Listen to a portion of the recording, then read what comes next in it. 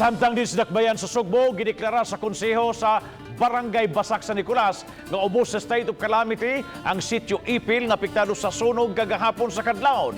Mga biktima sa sunog na nawagan og dugang hinabang. Ani ang report ni Fee Marie Dumabog.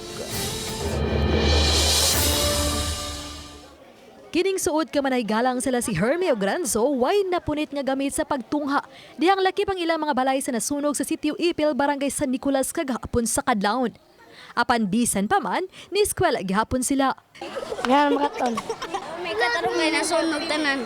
Nasunog astang libro, astang mga kuan, astang lapis, bulpin, mga lanay. Samtang si Lola Mardonia uban siyang apo na nawagan og tabang nga mahatagan og housing materials aron magamit nila sa pagpatukod og balik sa ilang mga panimay. Mihangi usab sila og ubang mga gamit. Gamit sa bay mga kaldero, nganana kanang mga kuan plato, kutsara, anak siya. Gipahimutang sila sa 24 ka mga tent sud sa gym ug kapilya sa dapit usab gyapod-apod ang mga pagkaon sa mga nasunugan.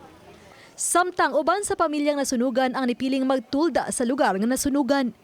Nakapaygayon na og special session ng barangay aron ideklarar nga mapaubos ang sitio Ipil sa state of calamity. Wiwi sa buntag kay nag-meeting mi ganina sa mga barangay council kay para matagaan og pundo ang naitabong sunog.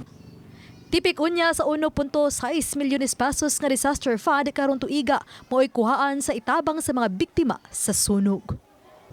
Uban ni Cleofer Lumayag, ako si Fee Marie Dumabok, Balitang Bisdak.